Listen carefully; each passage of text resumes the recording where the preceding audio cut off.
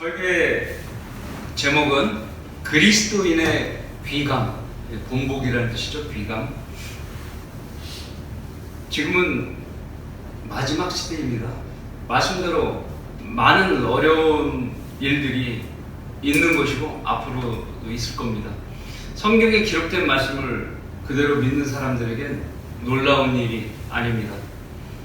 이런 시대에 현명한 사람은 누구이겠습니까? 바로 그리스도인이 되는 사람입니다. 왜냐하면 그는 이런 혼란 가운데에서 천년왕국의 위협을 위해 열심히 뛰는 셋째 하늘의 시민권자이기 때문입니다. 세상의 교회들에서 말하는 그리스도인, 영어로는 크리스찬이라고 하죠. 이 그리스도인을 뭐라고 하냐면 출석 잘하고 헌금 잘하는 기준에 따라 그리스도인이라고 평가하는 잣대를 들이대거나 또는 말씀과 기도를 잘하는 사람이냐 아니냐에 따라서 그 기준을 두는 것이 세상의 기준인 겁니다. 우리가 아는 기준과 그리스도인의 기준이 다르죠. 그들 교회의 현실을 잘 들여다보면 그들의 교회에는 거듭남을 모르는 종교인들이 대부분이라는 것입니다. 심지어는 목사 또한 거듭남에 대해서 모르고 있는 사람들이 대부분이에요. 그들이 복음을 모르기 때문에 복음으로 양육하는 교회라는 어처구니 없는 글씨를 써서 건물에 자랑스럽게 써붙인 교회들이 있습니다. 여기 춘천에 오다 보니까 청평에 복음으로 양육하는 교회라는 교회가 있더라고요. 참 말이 안 되는 말입니다. 그러면 성경적으로 우리는 그리스도인을 무엇라고 부르느냐? 예수 그리스도의 제자라고 말하는 것입니다.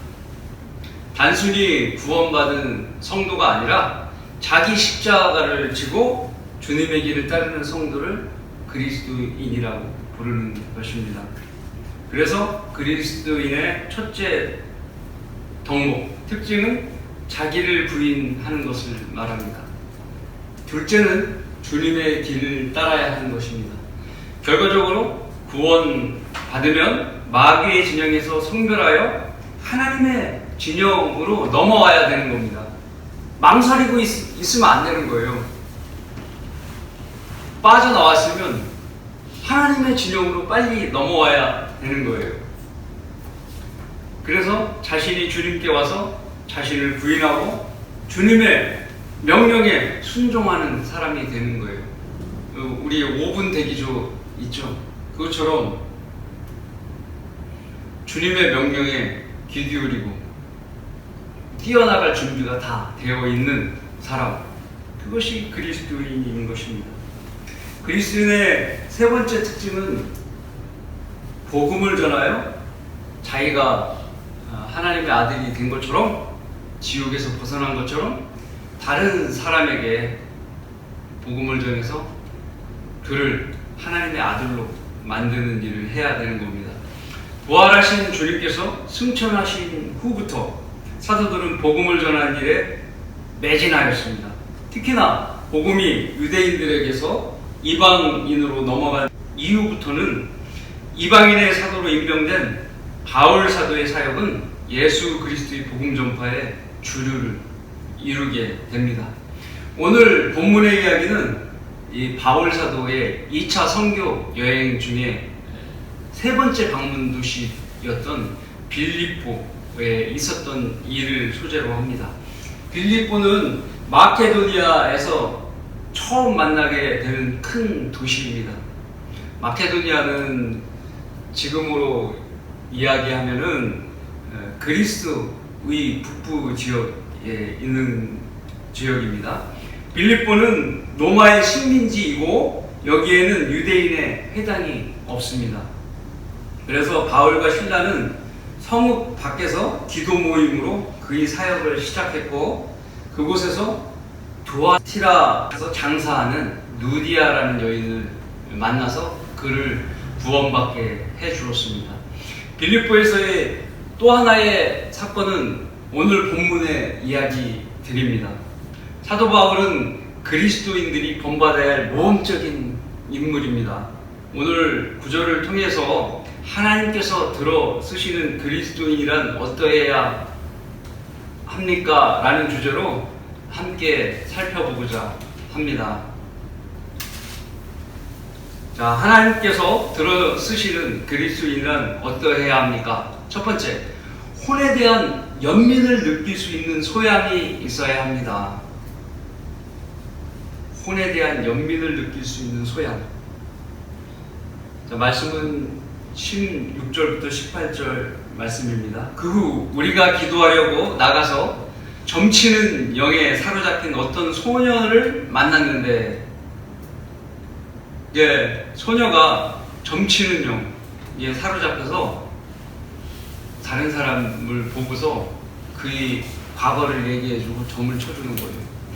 그녀는 점을 쳐줌으로써 자기 주인에게 상당한 유익을 얻어주더라. 그냥 자기가 벌어서 자기가 갖는 것이 아니라 자기 주인이 따로 있다는 겁니다. 그녀가 바울과 우리를 따라오면서 외쳐 말하기, 이분들은 지극히 높으신 하나님의 종들이라 우리에게 구원의 길을 전하신다 라고 하더라. 제대로 본 거죠. 그 소녀가 신통한 거죠. 그 소녀가 여러 날을 이렇게 함으로 바울이 마음이 아파서 그 영을 향하여 내가 예수 그리스도의 이름으로 내게 명하노니 그녀에게서 나오라고 말하니 그 즉시로 나오더라. 바울 사도는 빌립보의 두아티라 성읍에서 만난 자주옥감 장수 느디아를 구령하고 나서 기도를 했어요.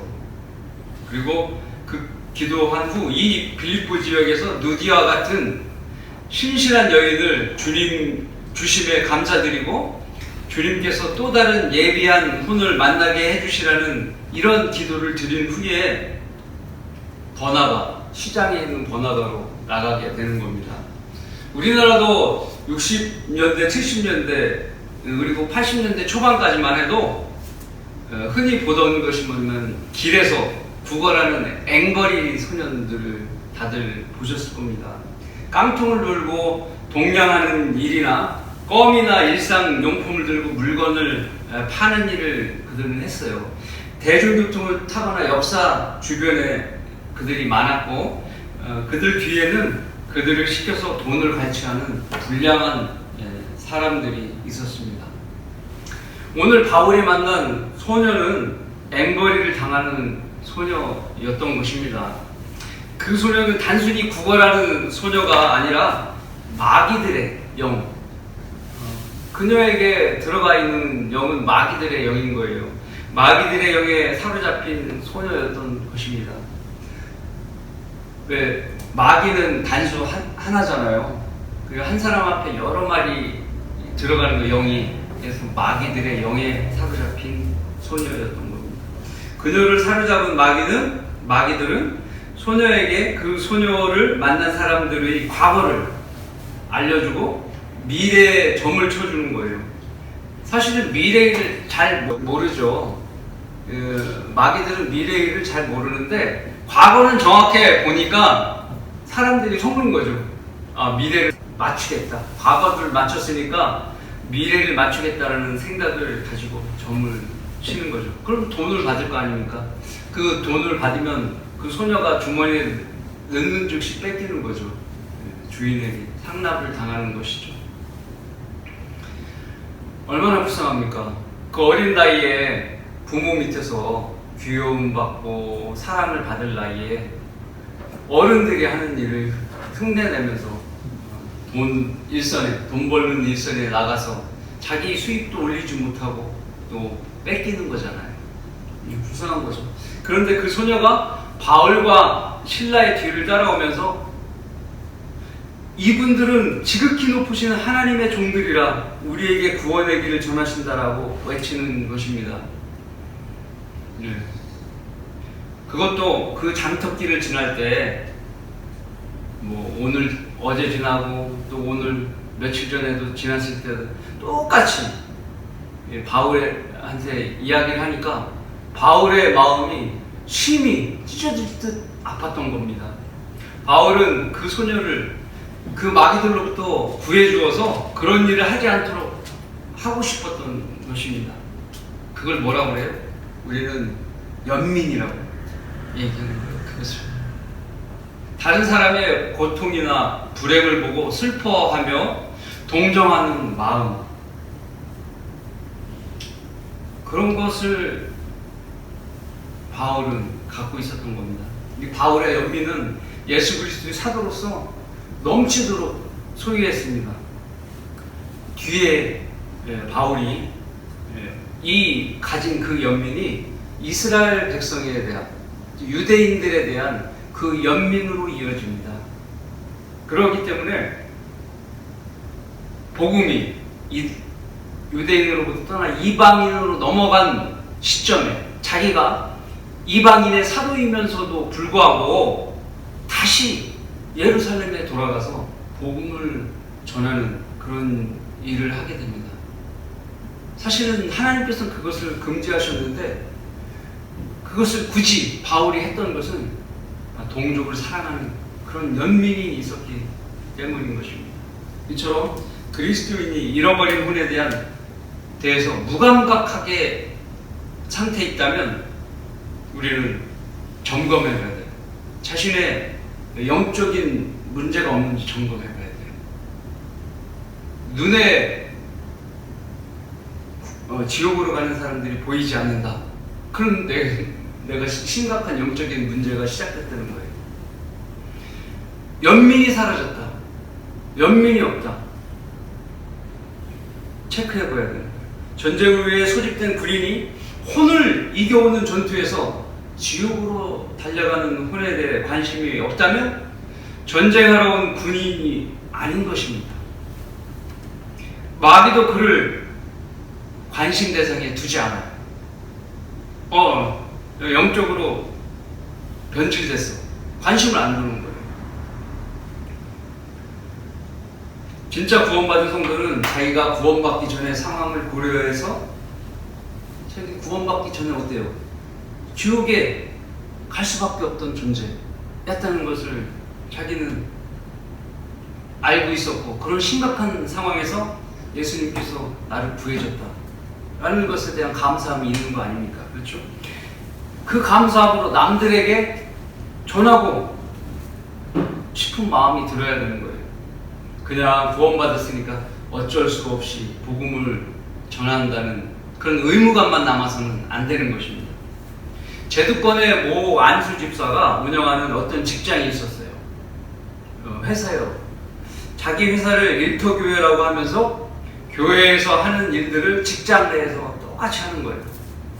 월요일 8시만 되면은 전 직원을 예배 드리러 모으고 매일 오전에 업무 시작 전에 큐티라는 것을 실행했습니다. 그 외에도 교회에서, 제도권 교회에서 하는 제자훈련, 공동체 활동 등을 사내 직원들에게 다 시키는 거예요. 이제 의무적으로 참석하라고 했던 겁니다. 그러면 이 직장에 다니는 사람들이 다 믿음이 있는 사람들이냐? 아니에요. 정말 믿는 사람은 30%밖에 되지 않아요. 70% 대부분은 어쩔 수 없이 종교 의식에 따라 해야만 했던 겁니다. 그들이 자신들을 일컬어서 뭐라고 얘기했는지 아십니까? 자기는 생계형 교인들이라고 불만을 토로했던 것입니다. 그들에게는 의무와 형식만 있고 믿음이 없는 행동만이 존재했던 일명 좀비의 모습이었던 것입니다. 성경대로 믿는 사람들이라면 자신이 형식적인 모습으로 전락하지 않았는지 점검해야 합니다. 내가 구령하러 나가는 것은 지옥으로 가는 혼을 위해서 한 혼은이라도 제대로 건져내기 위한 그런 목표가 있어야 한다는 것입니다. 제가 아무리 구령의 목표를 800명 이렇게 설정했다 하지만 숫자에 연연해서 구령을 해서는 안 되는 겁니다. 사실 제가 그런 수치를 제 스스로만 갖고 있어야 되는데 이야기한 것도 잘못이죠. 그런 것은 중요한 것이 아닙니다. 내가 오늘 나가서 한 혼이라도 이겨오야 되겠다는 그런 영적 부담감이 있어야 되는 것입니다. 그것에 대한 확실성이 담보되지 않으면 내가 내 마음에 정말 그 혼을 구령하고자 하는 연민과 그런 영적 부담감이 확실하지 않다면 100명을 구령하고 1000명을 구령하면 무슨 소용이 있겠습니까? 우리는 혼에 대한 연민이 꼭 필요한 겁니다. 제대로 구령을 해야 된다는 얘기예요. 어떤 사람 예를 들면은 뭐 급하다고 간다고 그러면 그럼 아멘이라도 하세요. 아멘, 구원 받으셨습니다. 이런 사람이 있었습니다. 몇 년 동안 그렇게 구령을 하고 숫자를 올렸던 사람이 있는 겁니다. 그러면 안 되는 거예요. 제대로 해야 되는 것이죠. 그러면 하나님께서는 혼을 주실 것이고 내 연민을 가지고 기도하면 하나님께서 혼을 주셔요. 숫자를 자랑하려면 마귀는 우리에게 숫자만을 늘리는 일로 현혹시킬 수 있는 겁니다. 아까 그 사람처럼. 혼에 대한 연민은 그래서 꼭 필요한 겁니다. 자신의 목적을 채우기 위한 섬김은 시간 낭비만을 가져오는 결과를 낳을 수도 있어요. 그것은 그리스도 심판석에서 죄만 남기게 될 뿐인 것입니다. 혼이라는 거예요. 잘못하면. 바울은 마음이 아파서 더 이상 그녀를 내버려두지 못했죠. 오늘 말씀에 그는 마귀에게 명령을 하게 됩니다. 내가 예수 그리스도의 이름으로 내게 명하노니 그녀에게서 나오라 라고 말하니 그 즉시로 나오더라. 예수 그리스도의 능력의 도움으로 사도 바울은 마귀를 그녀에게서 쫓아버렸습니다. 마귀가 떠난 그 소녀는 이제 어떻게 돼요? 점을 칠 수가 없어요. 마귀가 떠났으니까 알 수가 없는 거죠. 사람을 만나도. 그러니 그녀를 통해서 앵벌이 시켰던 그 어른들은 어떻게 되겠습니까? 손에 이제 낭패를 본 거죠. 돈 벌 구실이 없지 않습니까? 그래서 바울을 고소하게 되는 거예요. 신고하게 되는 거예요. 그래서 관원에게 넘겨주고 관원은 또 행정관에게 넘겨주어서 행정관이 바울과 실라를 옷을 벗겨서 매질을 시켜서 옥에 넣으라고 명령을 한 것입니다. 사도의 능력을 흉내내는 자들이 있어요. 은사주의자들이지 않습니까? 그들은 혼에 대한 연민은 전혀 없어요. 어떻게 해서든지 가짜 은사를 통해서 아까 앵벌이 시키는 사람들처럼 돈을 벌기 위해 종교 놀이를 하는 겁니다. 목적은 돈이에요. 혼에 대한 연민이 아니에요. 어디 그들 뿐이겠어요? 1년에 한 명도 구령하지 못하는 거짓 목사들은 오직 교회의 자산을 늘리는 데만 열중을 하고 있지 않습니까? 교회 출석수, 교회 부속 수용관은 우리 교회가 있는데 옆에 집이 이사 갔으면 좋겠는데, 왜냐하면 거기에 청소년 수양관도 짓고 그러고 싶은데 이사를 가지 않네. 그러니까 모여서 기도를 갔는데 맨날 열심히 기도하는 거예요. 옆집 이사 가라고. 그런 게 제도권 교회에서 하는 일입니다. 혼의 연민, 옆집 그 노인분들 구령하게 좀 해주십시오. 이런 기도를 하는 것이 아니라 엉뚱한 기도를 하는 것입니다. 기도 내용이 틀린 것이죠. 이 나라는 하나님과 관계없는 일들을 하면서 하나님의 일을 한다고 떠들어대는 것입니다. 그런 교회들로 넘쳐나고 있는 것입니다. 수많은 교회들에서 주님의 지상 명령을 실행하는 것을 볼 수 없는 이유가 뭔지 아십니까? 하나님께서 세운 교회가 아니라는 것입니다. 하나님께서 세우신 교회는 구령하는 교회입니다. 혼에 대한 연민이 있는 교회예요. 가족을 사랑하고 친척을 사랑하고 지역 주민을 사랑하는 것은 먹을 것 나눠주고 불편한 데 없는 거 돌봐주고 겨울에 춥지 않은가 난방도 좀 점검해주고 그런 일이 아니에요. 욕을 먹더라도 내가 비난을 받더라도 가서 복음을 전해서 그를 구원받게 하는 것입니다. 우리는 그 길을, 바울이 따랐던 그 길을 따라가야 되는 겁니다.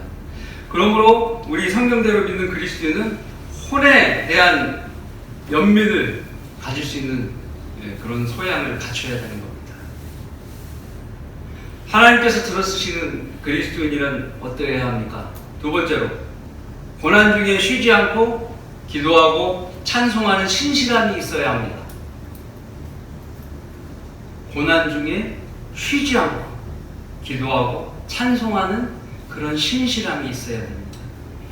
말씀은 23절부터 26절의 내용입니다. 그리하여 그들을 많이 때린 후에 감옥에 집어넣고 간수에게 잘 지키라고 명령하니 임무를 부여받은 그 사람이 그들을 안쪽 감옥에 집어넣고 착고로 발에 채우는 이렇게 새로 된 둥근 족쇄가 착고죠. 집어넣고 착고로 그들의 발을 채우더라. 한밤중에 바울과 실라가 기도하고 하나님께 찬송을 부르니 죄수들이 듣더라. 그때 갑자기 큰 지진이 나더니 감옥의 기반이 흔들리고 모든 문이 즉시 열리며, 모든 문이 열리는, 감옥의 모든 문이 열린 거예요. 활짝. 각 사람에게 채워졌던 사슬이 풀려지니라. 자, 그들이 매를 맞았지만 주님께서는 그들과 늘 함께 계셨기 때문에 바울과 실라는 견딜 힘이 있었던 겁니다. 그 시대에 매를 맞는다는 것은, 매를 한번 맞고 나면 일주일 동안 고생해야 할 정도로 그렇게 맞게 되는 겁니다. 후유증이 심한 거예요. 근데 그날 이제 매를 맞고 감옥에 투옥된 그날이에요. 그 심한 매질에도 불구하고 여러분은 기도할 수 있겠어요? 찬송을 부르실 수 있겠어요? 찬송을 울면서 못 부르잖아요. 눈물을 훔치고 엉엉 그러면서 찬송을 어떻게 기쁜 마음으로 부를 수 있는 게 찬송이지 않습니까? 여러분 그렇게 하실 수 있겠습니까? 의인 다니엘, 하나님께서 의인이라고 얘기하시죠. 다니엘 또한 어려운 상황 속에서도 기도의 끈을 놓지 않는 선지자였습니다. 왕국의 총리들과 고관들 다 모여서 모의를 했죠. 저 다니엘을 사자 불속에 집어넣어서 죽일 수 있는 방법이 없을까? 모의를 했더니 그가 매일같이 신실하게 창문을 열어놓고 기도를 하루에 3번씩 하는 것을 알게 된 거예요. 그래서 법을 제정하도록 왕에게 청원을 한 겁니다. 누구라도 3일 동안 왕 외에 어떤 신이나 사람에게 청원하면, 30일 동안 청원하면 사자굴에 던져지는 형벌이 주어지는 칙령이었던 것입니다. 그것이. 왜 어떻게 했어요? 다니엘은 그래도 그런 칙령이 있다 하더라도 자기는 하루에 3번씩 기도했던 겁니다. 그것도 그런 위협 속에서 남들이 볼까봐 우리는 창문을 닫고 기도할 수도 있잖아요. 그런데 자기의 행동은 변함이 없었어요. 예루살렘의 방향으로 창문을 활짝 열어놓고 하나님 앞에 자기가 부끄러움 없이 하던 일을 그대로 한 거예요. 그러니까 결국 사자굴에 던져졌다 하더라도 하나님께서 나타나셔서 사자의 입을 막아주시지 않았겠습니까? 사람을 두려워하면 덫에 걸리나 신뢰하는 자는 누구나 안전하니라. 제가 좋아하는 구절입니다. 왜 제가 좋아하는지 아십니까? 제가 이것을 잘 못했기 때문에 좋아하는 겁니다. 이렇게 하려고 좋아하는 거예요. 말씀대로 믿고 행하던 다니엘은 우리 그리스도인의 귀감이에요. 역시 이와 마찬가지로 장소적으로 빌립보 감옥에서 기도와 찬양을 부른다는 건 더 많은 시련이 찾아올 수 있는 일이었습니다. 생각을 해보세요. 다른 나라에 관습을 행한다고 매맞고 들어온 사람들이 찬송을 부르고 있어요. 대놓고 다른 나라의 관습에 맞는 찬양을 하는 거예요, 대놓고. 우리나라를 얘기하면 반정부 투쟁을 하러 온 사람들이 북한의 노래를 부르는 거나 똑같은 얘기입니다, 감옥에서. 대범한 일이에요. 그러나 그들은 하나님을 기쁘시게 하길 원했고 하나님의 능력을 신뢰하였던 것입니다. 그들의 몸은 투옥 전에 매를 맞아서 아프고 앉아있기 힘들 정도로 힘들었던 겁니다. 그러나 오직 기도와 찬송을 주님께 올려드리고 싶었습니다. 소녀에게서 마귀들을 쫓아주신 것에 감사하는 마음이 있었고요. 그날 매를 맞은 그날 소녀에게서 마귀를 쫓아주신 하나님께 감사를 드려야죠. 감사를 하고 싶었어요. 또 많은 매를 맞음에도 심하게 아프지 않게 되었다는 감사를 드리고 싶었던 겁니다. 그런 매를 맞아서 그렇게 죽지 않을 만큼 이렇게 아프지 않게 해주셨다는 그런 감사를 드리고 싶었던 거예요. 이런 기도를 했을 거예요. 주님은 우리를 늘 지켜주시는 피난처시며 구원의 뿌리십니다. 이 힘든 고난에서 주님께서 지속적으로 복음을 전할 수 있는 환경을 주시기를 저희는 원합니다. 그러므로 우리는 발에 채워진 착고가 풀리고 감옥문이 열려서 우리가 나가게 되기를 원합니다. 그리고 저기 서 있는 간수에게도 복음을 전할 수 있기를 바라겠습니다. 도와주십시오. 라고 기도를 했을 겁니다. 여러분의 기도와 찬송은 어떻습니까? 여러분은 좌절과 낙담으로 여러분에게 힘과 용기와 도움을 주시는 하나님께 다가가는 길을 스스로 포기하지는 않고 계십니까? 오늘 불미스러운 일로 인하여 괴로움을 당했는데 그냥 먹는 것으로 스트레스 풀고 오늘 하루를 그냥 보내야겠어 이렇게 마음을 먹고 계시지는 않습니까? 또 씩씩거리면서 화를 이기지 못해 스스로 삭히는데 많은 시간을 낭비하고 계시지는 않습니까? 머리가 아프고 팔이 아프고 다리가 아파서 매일 하던 기도의 시간도 오늘은 그냥 내팽개쳐 버리고 싶어. 그냥 내팽개칠 거야. 하나님도 이해해 주실 거야. 이렇게 하고 계시지는 않습니까? 아니면 자신의 처지를 한탄만 하느냐고 한숨만 속 쉬고 계시지는 않으셨습니까? 감옥에서도 몸에 매를 맞고 아파서 잠도 이룰 수 없는 밤에 그들이 했던 것처럼 기도의 시간을 붙잡는 것은 여러분 어떻겠습니까?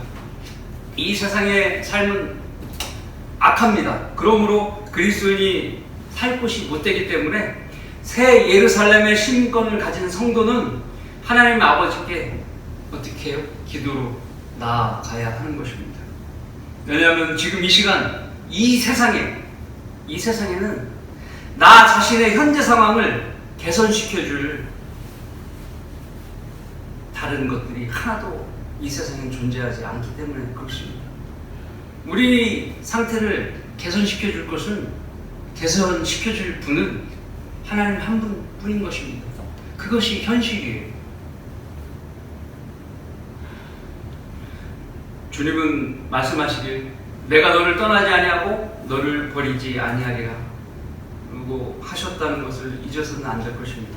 그것이 그리스도인의 특권입니다. 전능하신 하나님께서 늘 항상 나와 함께 하시고 계시겠다는 그 약속, 이것만큼 더 나은 특권이 있겠습니까? 없어요. 만약에 바울이 이런 마음을 먹었다면 어떻겠습니까? 실라 형제, 오늘 이렇게 매도 많이 맞아서 힘든데 오늘은 그냥 쉴세. 우리 주님도 우리가 이 정도인데 기도와 찬송을 부르지 않아도 다 이해하실 분이야 라고 해도 별 무리가 없는 이야기입니다. 그러나 바울에게서는 그것이 좋은 방법이 아니었던 것입니다. 아니야. 이때가 우리가 기도할 적기인 거야. 우리가 약할 때 강하신 주님의 능력이 나에게 더 크게 역사하실 거야. 라고 생각했던 것입니다. 그러므로 내가 그리스도를 위하여 약한 것들과 모욕과 궁핍과 박해와 공경을 기뻐하노니 내가 약할 때 곧 내가 강하기 때문이야. 고린도후서 12장 10절의 말씀입니다. 바울은 자신이 약함과 모욕과 궁핍과 박해와 공경을 당할 때 그에게 크게 다가오시는 하나님의 능력이 있다는 것을 믿었습니다. 예. 그리고 오히려 그런 박해와 궁핍과 공경, 약함에 대해서 어떻게 했어요? 기뻐했다는 겁니다. 그래서 그때마다 하나님께 도움의 능력을 주시라고 기도와 찬송을 드렸던 겁니다. 주께 더 밀착하려고 노력을 했던 거예요. 그것이 자기의 상황을 개선시켜줄 유일한 방법이었던 것입니다. 나의 약함을 주님의 능력으로 채우길 원했던 겁니다. 여러분도 그렇게 하셔야 되는 겁니다. 내가 약할 때 하나님의 능력을 나한테 부음을 받도록 내 스스로 자각해야 된다는 것입니다. 기도로 다가가야죠.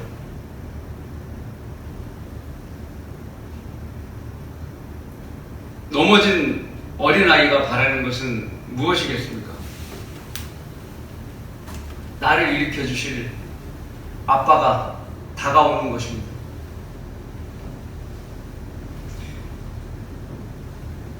한 예가 있죠. 다윗 또한 사울이 사람들을 보내어 그를 죽이려고 집을 지키던 때가 있었습니다. 그때 다윗은 이런 기도를 하게 됩니다. 그러나 나는 주의 능력을 노래하리니 정녕 내가 아침에 주의 자비를 큰 소리로 노래하리이다. 이는 주께서 내 고난의 날에 나의 요새와 피난처가 되셨음이니이다.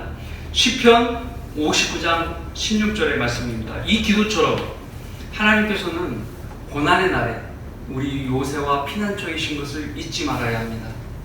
이처럼 우리가 그분께 다가갈 이유는 충분한 거예요. 자, 이어지는 본문에 의하면 바울과 실라의 기도에 하나님께서는 강한 능력을 보여주셨습니다. 그때 갑자기 26절이에요. 그때 갑자기 큰 지진이 나더니 감옥의 기반이 흔들리고 모든 문이 즉시 열리며 각 사람에게 채워졌던 사슬이 풀려지니라. 놀라운 일이 벌어졌습니다. 하나님께서는 필요하시다면 지진을 일으키시고 사람들에게 하나님을 두려워하도록 만드십니다. 이것이 하나님께서 하시는 일이에요. 그리고 모든 감옥문이 열리고 사슬이 풀어지는 일들까지 아주 섬세한 부분까지 하나님께서 이루어 주신 것입니다. 하나님께서는 고난과 시련의 사슬에 매여 있는 신실한 사역자들을 풀어 주셨습니다. 현재 우리의 상황은 어떻습니까? 날이 갈수록 나라 경제는 어려워지고 삶의 질은 더욱 떨어지고 있고 물가는 폭등하고 거짓 질병들을 구실로 노예 법안들이 속속 통과되는 상황은 우리에게 더욱 고난과 공경으로 다가올 것이라고 이야기하고 있는 것입니다. 그러나 우리는 우리 사역을 위해서 하나님의 허락하에 이 시간이, 우리가 휴거되는 이 시간이 연장된 것이죠. 그 부분이 하나님의 허락 안에 있다는 것을 여러분이 잊지 말아야 되는 것입니다. 허락 안에 있다는 것은 무엇이냐? 내가 기도할 때 하나님께서는 우리의 기도를 그 허락 안에서 도와주신다는 거예요. 허락하셨기 때문에. 걱정하지 마십시오. 기도하십시오. 우리가 세상의 어려운 가운데 놓인다 하더라도 주님은 우리를 섭리적인 손길로 보호해 주실 것입니다. 대환란 직전에 다다라서는 지진처럼 천지를 뒤흔드는 요란한 소리가 있은 후에 이 세상에 매여있던 우리 육신의 사슬들은 풀려질 것이에요. 영광된 몸으로 변모된 우리는 주 예수 그리스도를 따라서 셋째 하늘로 올라갈 것입니다. 그러므로 우리 성경대로 믿는 그리스도인들은 고난 중에도 쉬지 않고 기도하고 찬송하는 신실함이 있어야 되는 것입니다. 자, 하나님께서 들어쓰시는 그리스도인은 어떠해야 합니까? 세 번째로, 어떤 상황에서도 혼들의 구원에 정확한 답을 제시할 줄 알아야 합니다. 어떤 상황이 처해서도 혼들을 구원해 줄 수 있는 답을 내 입에서 제시해 줘야 한다는 것입니다. 말씀은 27절과 32절의 말씀입니다. 간수가 잠에서 깨어나 감옥의 문들이 열린 것을 보고 죄수들이 도망할 줄로 짐작하고 칼을 뽑아 자살하려고 하자. 간수의 역할이 죄인들을 지키는 거지 않습니까? 그러니까 자살하려고 했던 겁니다. 바울이 큰 소리로 외쳐 말하길, 네 몸을 해치지 말라. 우리가 다 여기 있노라고 하니 그가 등불을 요청한 후 달려들어와 떨며 바울과 실라 앞에 엎드리더라. 그래요 그들을 데리고 나와서 말하길, 선생님들이요, 내가 구원을 받으려면 어떻게 해야 하나이까? 라고 하니 그들이 말하길, 주 예수 그리스도를 믿으라. 그리하면 너와 네 집안이 구원을 받으리라고 하니라.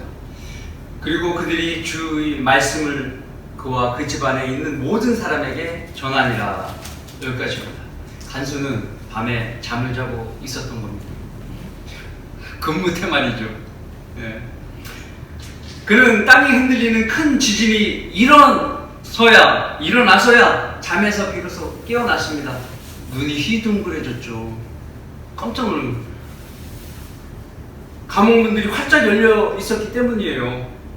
자신이 감옥문을 잘 지키지 못하여서 감옥 안에 있던 죄수들이 문을 열고 도망친 줄 착각한 거예요. 그래서 그는 자기가 차고 있던 칼을 빼서 자살을 하려고 했던 것입니다. 그 찰나 바울이 소리쳤어요. 네 몸을 해치지 말라. 우리가 다 여기 있노라. 그 간수는 죄수를 살펴보고 등불을 들고 달려와서 떨며 바울과 실라 앞에 엎드렸습니다.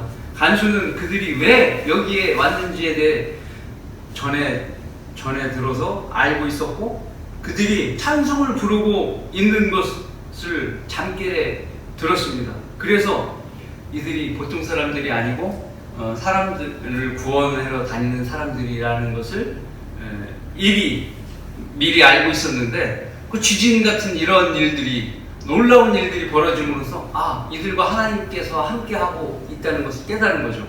그래서 구원을 받으려고 요청을 하게 된 겁니다.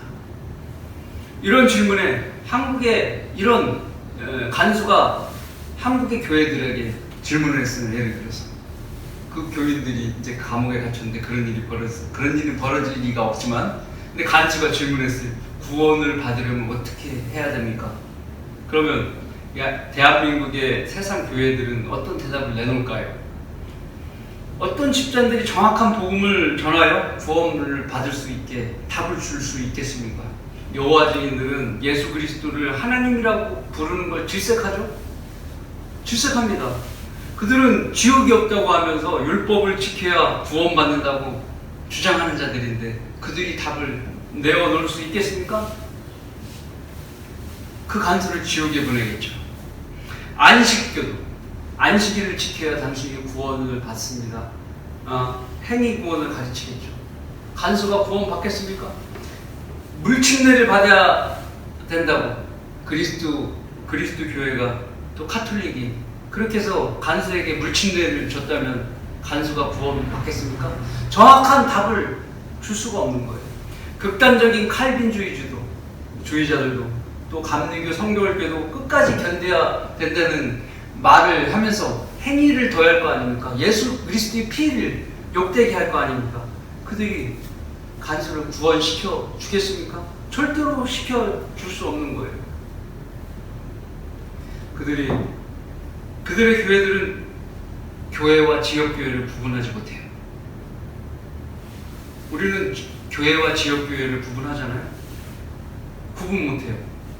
5가지 면류관 몰라요. 그리스도 심판과 하나님의 심판서 구분 못해요. 영적인 부활과 육신적인 부활의 차이점과 육신적인 부활이 몇 번이 이루어지고 또 죽은 자들의 부활이 일어나는 것에 대해서 자세히 알지 못해요. 속 시원히 답을 제시해 줄 수 없는 거예요. 천국이 하늘에 있는 나라인지 땅에 세워질 천년왕국인지도 구분을 못하는 겁니다. 그런 사람들이 어떻게 간수에게 정확한 답을 줄 수 있겠습니까? 그것이 바른 성경이 아니면 알 수 없도록 성경을 변경시킨 마귀의 음모인 겁니다. 세상 교회가 그 마귀의 의도대로 속아서 마귀의 교리를 성경적 교리라고 주장하고 있는 것입니다. 하지만 바울은 정확히 그와 그 집안에 있는 모든 사람들에게 주의 말씀을 전하게 됩니다.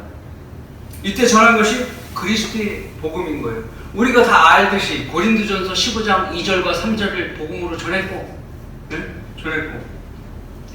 또 주 예수 그리스도를 믿고 영접 기도를 시킨 것입니다. 그렇게 해서 간수가 구원받은 거예요. 그리고 나서 온 가족이 동일하게 간수처럼 구원받고 침례에 순종한 겁니다. 구원받아서 침례에 순종하게 된 것입니다. 이것이 성경적으로 이방인이 구원받는 방법인 것입니다. 잘 아시다시피 사도행전은 역사서예요. 사람들이 주님의 승천부터 사도행전 19장까지의 모든 과정에 나와 있는 방법대로 구원을 받는다고 주장한다면 오류에 빠지게 되는 겁니다. 자, 7장은 스테판의 설교가 있죠. 스테판이 마지막 한 일은 유대인들에게 마지막 구원을 받을 수 있는 기회를 준 거예요. 복음이 유대인에게 잔류할 수 있는 기회를 하나님께서 부여했던 것입니다. 그러나 유대인들은 그를 돌로 쳐서 죽임으로써 복음을 거절하게 된 것입니다. 그러므로 사도행전 7장 이전에는 유대인에게 해당되는 구원받는 방법인 것입니다. 7장 이후는 이방인에 대해 구원받는 방법이 제시된 거예요. 그렇기 때문에 7장 이전과 이후의 모든 것을 이방인에게 적용해서 구원받는 방법으로 적용하면 안 되는 겁니다. 자, 사도행전 2장 38절은 어떻습니까? 침례를 주면서 구원을 받게 하죠. 그렇기 때문에 카톨릭과 그리스도 교회들 또 그런 데는 침례를 받으면 구원을 받는다 이렇게 주장하는 것입니다. 그것은 유대인들에게 정의했던 한시적인 방법이었어요. 더군다나 이제 첫 이방인이 구원받는 방법을 이제 7장 이후에 8장 30절 38절은 어떻게 됐습니까? 온전한 구절을 반토막을 내버려서 병개시켜 버리지 않습니까? 왜냐하면 사람들이 구원의 방법을 모르도록 정확한 답을 줄 수 없도록 병개시켜 버리는 거예요. 9장 6절에 바울이 구원받는 방법은 그가 주를 시인하는 그런 단락 통째를 없애버리지 않습니까? 그러므로 변개된 성경들은 현재 우리가 구원받는 방법이 이대로가 맞는지 틀리는지 설명할 수가 없어요. 그러므로 역사적으로 입증을 시키지 못하는 가짜 성경으로 간수의 질문처럼 선생님들이요, 내가 구원을 받으려면 어떻게 해야 하나이까라고 물어보는 사람들에게 정확한 답을 줄 수 있겠어요? 없는 것입니다. 어떤 자들은 그냥 믿고 방언하면 구원받아요. 누가 그래요? 네. 방언하면 구원받았다. 누가 그래요? 순복음이 그러지 않습니다. 어떤 자들은 세례를 받으십시오. 어떤 자들은 믿고 끝까지 견디시오. 아니면 당신은 모태신앙이라서 어쩌고저쩌고 하면서 둘러대는 겁니다. 그러므로 이러한 정신나간 자들과 차원이 다른 우리 성경대로 믿는 그리스도인은 어떤 상황에서도 혼들의 구원에 정확한 답을 제시해 줄 줄 알아야 하는 것입니다. 결론을 맺습니다. 만일 바울이 마귀들의 영에 사로잡힌 소년에게 연민이 없었다면 그가 감옥에 갇혔겠습니까? 그들이 매를 맞고 감옥에 갇히지 않았다면 감옥에서 일하는 빌립보 간수를 만날 수 있었겠습니까? 그들이 기도와 찬송을 부르지 않았다면 지진과 묶여있던 사색이 풀어지고 감옥문들이 열렸겠습니까? 그렇게 감옥문들이 열리지 않았다면 빌립보 간수가 구원을 어떻게 받을 것인지 물어보는 상황이 생겼겠습니까? 어찌 빌립보 간수와 그의 가족들이 구원받고 빌립보 성도들이 될 수 있었겠습니까? 이거예요. 빌립보 간수는 감옥에서 감옥문을 지키는 직업을 가졌어요. 그는 그날에는 온종일 밤에 일하거나 온종일 낮에 일했을 것입니다. 구원하기 위한 하나님의 손길은 바울과 실라를 감옥으로 보냈을지도 모릅니다. 결국 그와 그 가족은 감옥에 갇혔던 바울과 실라에 의해서 복음을 듣고 구원을 받게 된 것입니다. 이처럼 한 사람을 구원하기 위해 하나님께서는 그분의 종들을 사용하시는 것입니다. 그 종들 중에 여러분이 있는 겁니다. 여러분이 하나님께 쓰임 받는 거예요. 그래서 하나님께 쓰임 받는 일은 어마어마한 축복인 겁니다. 혼의 연민을 가져야 되겠습니까? 안 가져야 되겠습니까? 가져야 되는 거예요. 매일 기도로 무장하는 것을 거르지 말아야 하는 겁니다. 그러면 주님의 능력이 여러분과 함께 하는 것입니다. 여러분을 주님께서 들어 쓰시는 거예요. 내가 너에게 명령한 모든 것을 가르쳐 지키게 하라. 보라, 내가 세상 끝까지 너희와 항상 함께 있으리라고 하시더라. 아멘. 이 말씀을 항상 믿고 실행하는 여러분 모두가 되시길 바라겠습니다. 아멘.